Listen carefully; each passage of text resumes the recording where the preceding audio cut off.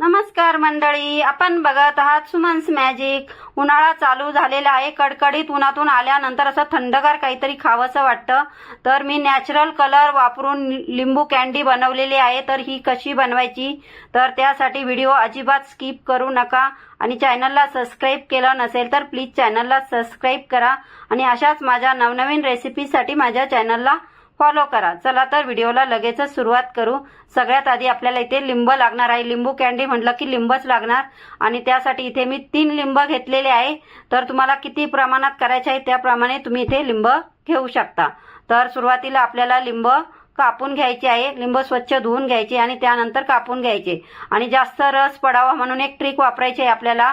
तर थोडा वेळ लिंब आहे ना गरम पाण्यात टाकायचे, म्हणजे त्याचा रस जास्त पडतो। जर कोवळी जरी लिंब असली ना आणि गरम पाण्यात टाकली ना तर त्याचा रस हा जास्त पडतो, नॉर्मल रस तुम्ही काढताना त्यापेक्षा। आणि फ्रीज मधून काढल्या लगेचच आपल्याला हे लिंब वापरायची नाही, थोडी नॉर्मल टेम्परेचरला येऊन द्यायचे आणि नंतर आपल्याला रस काढायचा आहे।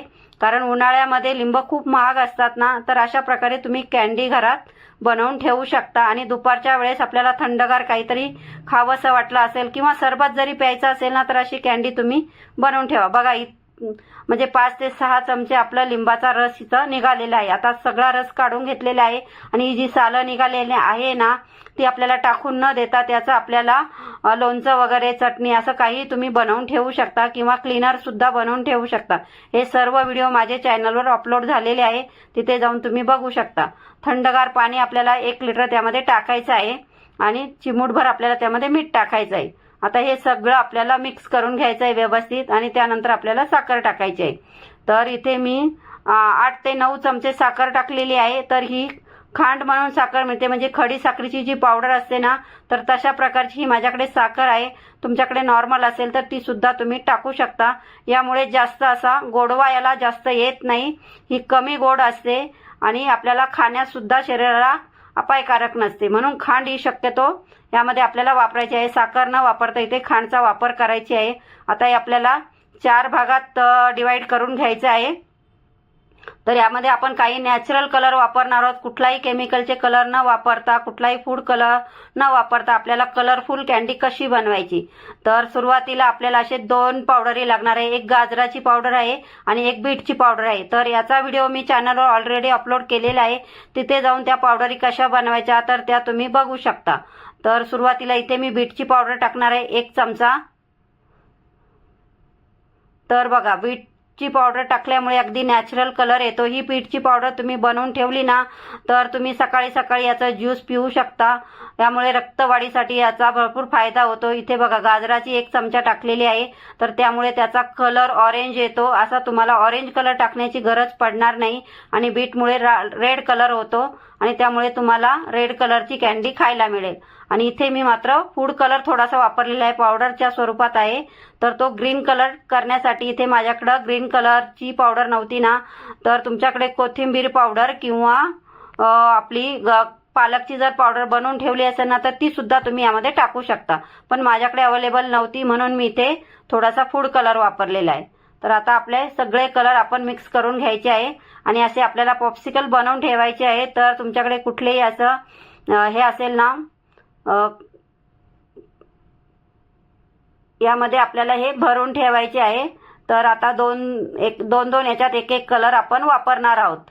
तर पहिल्या याच्यात मी ऑरेंज कलर भरलेला आहे, म्हणजे गाजराचा, एका याच्यात रेड आणि एका याच्यात ग्रीन, असे वेगवेगळे कलर मी भरून ठेवलेले आहे। आणि दुसऱ्या याच्यात सुद्धा त्याच पद्धतीने इथे मी भरून ठेवलेले आहे। एक छोटा आहे माझ्याकडे भांडा आणि एक मोठा आहे। तर याला आपल्याला झाकणं पण असतात, त्याच्यामुळे तुम्हाला अल्युमिनियम फॉईल वगैरे लावण्याची, कांडी लावण्याची गरज पडत नाही। एकदम सोप्या पद्धतीने झटपट तुम्ही अशी घरात कॅन्डी बनवून ठेवू शकता। आणि दुपारी मुलं जेव्हा खेळून येतात, दमून येतात ना आणि उन्हाचं काहीतरी थंडगार मागतात ना तर त्यांना असं तुम्ही बनवून देऊ शकता। आता उरलेलं मी आपले बर्फाचे क्यूब बनवतो ना, बर्फाचं भांडं, त्यामध्ये आपल्याला हे टाकून घ्यायचे आहे।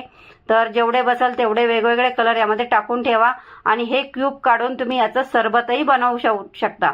तर इथे मी नॅचरल पद्धतीचा, नॅचरल कलरचा आपण 4 बनवले आहे, बाकीचे कलरफुल बनवलेले आहे। तर अशा प्रकारे हे आपल्याला फ्रीजमध्ये 12 तास ठेवायचे आहे फ्रीजमध्ये। त्यानंतर आपण थोडा वेळ पाण्यात ठेवून द्यायचे आहे, म्हणजे हे पटकन बाहेर निघतील। तर फक्त 5 मिनिटं ठेवायचे आहे, लगेचच मोकळे होतात। तर असे इथे बघू शकता हे गाजराचं पॉप्सिकल आहे, म्हणजे गाजराची कॅन्डी आहे. आणि दुसरी आपण बघू शकतो एक ही पण गाजराचीच आहे. आणि आता मी तुम्हाला बीटची काढून दाखवते. तर बघा बीटचा कलर सुद्धा खूप सुंदर आलेला आहे. अगदी नॅचरल कलरनी आपण हे सगळ्या कॅन्डी बनवलेल्या आहे आणि मुलांना जर दिले तर मुलं सुद्धा अगदी खुश होतील. तर दुसऱ्या भांड्यातले पण मी तुम्हाला इथे सगळे काढून दाखवणार आहे. सुरुवातीला मी काळ्या भांड्यावर घेतलं होतं पण त्याच्यावर एकदम उठून दिसत नव्हतं, म्हणून पुन्हा प्लेट ही बदलवलेली आहे.